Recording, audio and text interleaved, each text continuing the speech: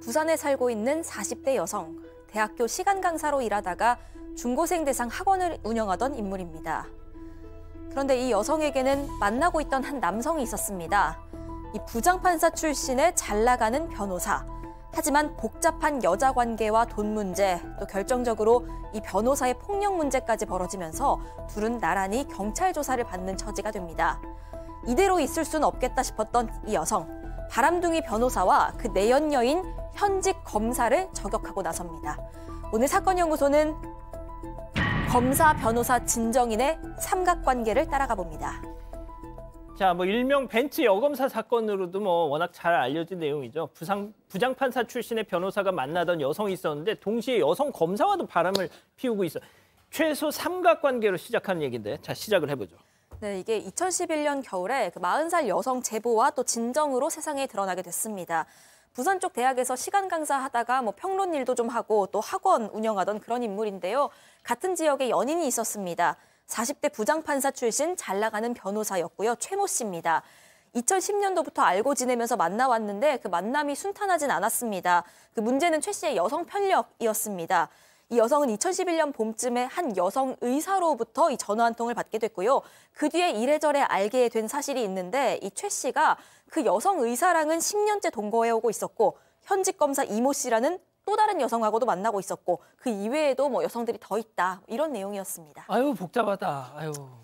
그러니까요. 근데 이제 이 복잡한 여자 문제가 터졌잖아요. 터졌어. 그럼 이거를 어떻게 해결을 하느냐? 예. 이 최모 변호사는 이렇게 얘기를 합니다. 변명을 늘어놓는데 그 여의사는 돈만 뜯어내려고 하는 여자야. 그 검사 그 샤넬백 같은 거나 사달라고 조르는 여자야. 그러니까 본인이 만나고 있던 동거했던 그런 여자들을 전부 다 약간 비하를 하고. 근데 이제 이렇게 말을 하고 정리를 했으면 또 모르는데 예. 관계 정리가 좀 지지부진했었던 것 같아요. 그렇게 시간이 지나면서 이제 둘 사이에 정말 큰 문제가 터졌던 건 2011년 7월입니다. 예. 이 최모 변호사가 이 여성을 폭행한 건데요. 아이고. 여성을 차에 태우고 지금 차도 나오네요. 4차선 도로를 달리다가 여성이 살려달라고 소리를 쳤고요. 지금 저 딱 사파 상황입니다. 누군가가 저 상황을 보고 신고를 하고 이 두 사람 나란히 경찰 조사를 받게 됩니다.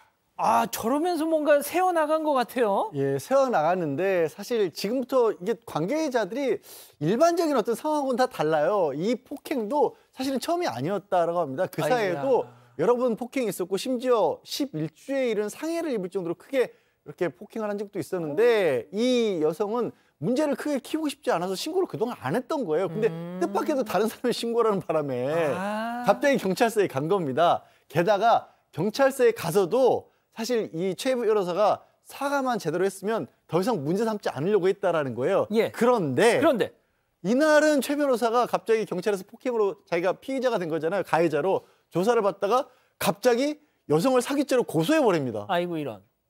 변호사니까 고소장 쓰는 거야. 거기서 바로 쓴 거죠.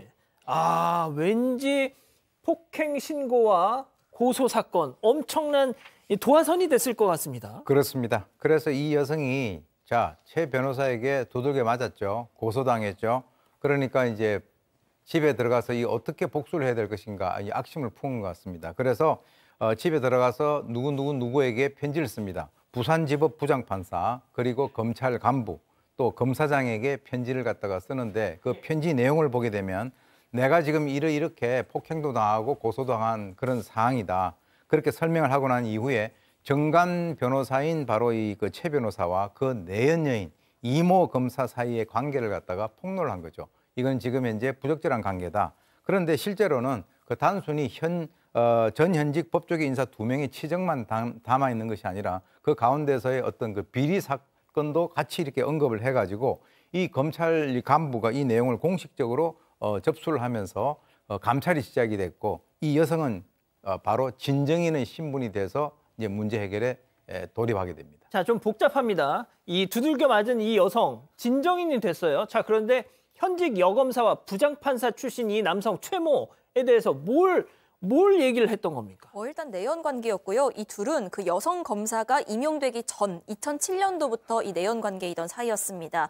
그리고 검사가 된 이후에도 쭉 관계를 맺어왔던 건데 이 검사가 쭉 이 최 변호사로부터 경제적인 지원을 받아왔습니다. 그러면서 카드나 뭐 현금으로 생활비를 받아서 쓰기도 했고요. 여러 가지 고가의 선물도 많이 받습니다. 이 사귄 직후부터 받은 선물이 뭐 2,600만 원짜리 시계, 1,200만 원짜리 모피코트, 뭐 3,000만 원짜리 다이아 반지 이런 것들이었고요. 또 이 검사가 살고 있는 아파트 역시도 최 변호사가 임대료 내고 있는 곳이었습니다. 또 본인 생일 선물 뭐 이런 명목으로 그 샤넬 가방 같은 걸 받았는데 그것도 본인이 긁은 다음에 가방값 540만 원 보내주세요 뭐 이런 식으로 메시지 보내는 그런 방식이었습니다.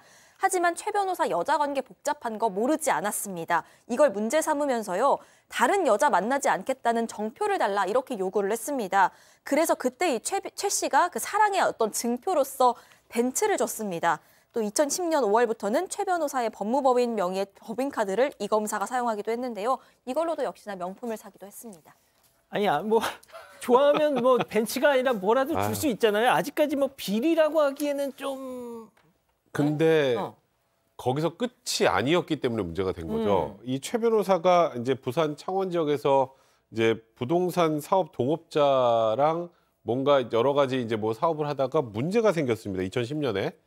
그래서 이제 경제적으로도 좀 본인이 곤란해지는 상황이 되고 하니까 여기서 이 동업자를 횡령 혐의로 고소를 합니다. 어허. 뭐 고소를 할 수 있죠. 예. 근데 문제는 이 고소권을 이 이모 검사, 여검사한테 이거 사건 처리 좀 제대로 해줘 이렇게 부탁을 한 거예요. 자기 내연녀 통해서. 네, 근데 이 지금 이모 검사 내연녀는 이 사건 담당은 아니었고 안 되잖아요, 그럼. 그래서 담당 검사가 내 임관 동기야, 내가 알아봐 줄게 이런 얘기를 한 거고 또 실제로 그 말만 하고 끝낸 게 아니라 이 사건 주인 검사한테 이 사건 좀 신속하게 처리해달라 요청까지 했던 겁니다. 내연 관계인 여 검사를 통해서 내 사건 좀 잘 좀 봐달라고 벤츠까지 주면서 했으면 문제가 되죠.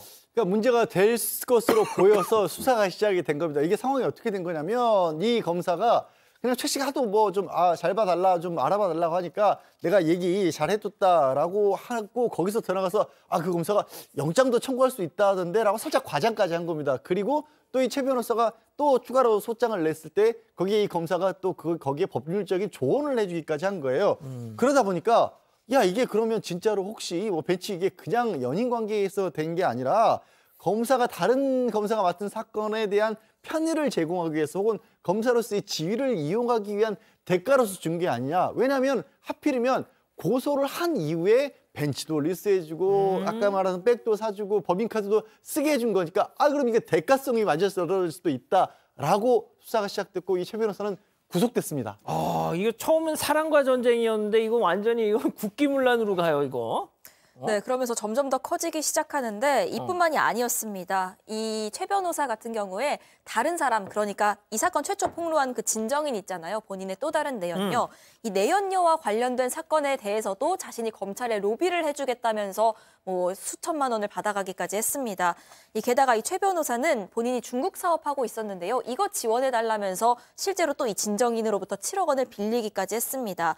그러니까 정리하자면 이 최 변호사가 본인 사건 빨리 처리하려고 검사 여친을 이용했다라는 첫 번째 이 혐의가 하나 있었고요. 두 번째는 다른 사람 사건을 처리하려고 자신이 직접 법조계에 로비를 했다. 이런 혐의가 하나가 있는 겁니다. 이렇게 되면 법조 비리로까지 번질 수 있는 상황이거든요. 그래서 특임 검사까지 임명이 돼서 수사가 시작이 됐습니다. 도대체 이 최 변호사의 매력은 뭐였습니까, 교수님? 네, 머리가 좋고 돈이 많아서 사람을 잘 다룬다. 저는 이렇게 보는데요. 이제 이 최 변호사가 이 진정인이 얘기하는 거 보면 개개인의 비전이라든가 바라는 미래가 나 이게 뭐예요? 라고 얘기를 딱 하면 그걸 빨리 파악을 한다는 거죠. 그래서 저는 이런 꿈이 있어요라고 하면 자기의 어떤 그 전문적인 소양을 바탕으로 해서 그 비전을 갖다 바로 제시를 해주고요. 그리고 이제 폭력적이라고 이제 알려져 있지 않습니까? 그렇지만 화를 안 낼 때는 그 사람을 아주 그냥 그 여신 모시듯이 이렇게 한다는 거예요. 그래서 뭐 손도 까딱 안 하게 해주고 심지어는 뭐 밥도 자기가 해주고 거품 목욕까지 시켜준다. 그러면서 하는 얘기가 너같이 이쁜 애가 나랑 같이 있어서 너무 고맙다. 나를 좋아해줘서 고맙다. 이런 얘기를 하니까 이 여성들이 어떻게 보면은 막 정신이 혼미해지는 거죠. 그러면서 이제 뭐 어떤 여자 문제로 싸우다가도 이 검사 같은 경우에 이 검사가 나 이거 뭐 좀 사줘라고 얘기하면 바로 그것의 요구를 갖다 들어줘 버리고요. 그리고 이제 이것이 사실은 이 검사뿐만 아니라 10년 동관 의사도 진정인도 서로의 존재, 저쪽에도 여자가 있다는 것을 3, 4년 정도 알았지만 정리를 하지 못하고 계속 이어왔다는 거죠. 그러니까 이 거부하고 버리기에는 너무나 아까운 당신이었다 이렇게 봅니다. 자, 그래서 어떤 처벌 받았습니까? 일단 지금 이 그 이모 검사 같은 경우에는 알선수재 그리고 이 최호 변호사 이제 변호사법 위반 등의 혐의로 이제 기소가 됐는데 구속됐잖아요, 아까. 예. 근데 이들은 이렇게 주장합니다. 아니 그건 나는 사귀어서 좋아서 준 거고 내연관계 대가지 사랑의 증표지 이게 무슨 알선 대가냐.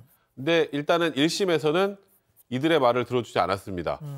아니 아무리 내연관계 있고 내연관계에서 경제적 지원을 한다고 하더라도 이 소위 말하는 아까 그 저 고소 사건 좀 제대로 처리해줘라는 이 알선 행위하고 이 대가관계를 아예 떼놓고 볼 수는 없다고 판단해서 일단 이 검사에 대해서 1심에서 징역 3년을 선고를 했는데 항소심에서 뒤집어졌습니다. 무죄가 나왔어요. 에? 그러니까 금품 교부 시점 그러니까 이렇게 쭉 계속 지원을 해왔잖아요. 그리고 이 청탁한 시점하고 이 어느 정도의 시간적 간격이 존재하고 예를 들어서 이거 좀 저 알아봐줘라고 한 다음에 그 뒤에 엄청 더 많은 걸 줬으면은 그럼 뭔가 대가관계 인정되겠지만 그 전부터 줬던 거하고 별 차이가 안 나는데 그러면 둘 사이 사귀고 있었으면은 이 검사도 자신의 내연남 최호 변호사가 하는 거 그냥 호의로 부탁을 들어준 거지. 자, 백 이걸 변호사님, 대가로 그럼 볼수 쉬운 없다. 말로 네. 재판부도 사랑의 증표라고 인정을 한 맞습니다. 거죠? 사랑의 증표라고 인정을 한 겁니다. 아, 제발 그렇게 좀 설명해줘. 난 복잡해. 알았어요. 네, 그래서 대법원에서 최종적으로 무죄가 확정되면서 이게 더 논란이 됐죠. 방금 백 변호사님 저한테 알았어 그러셨어요. 반말하셨어. 좋습니다. 자, 그런데 이 사건 이후로 김영란법이 만들어졌습니다. 예, 김영란법. 고민중개사가 왔습니다. 와우! 가족 여러분의 고민 제가 공짜로 중개해 드립니다. 집단 지성의 힘을 모아 고민중개사 양원호.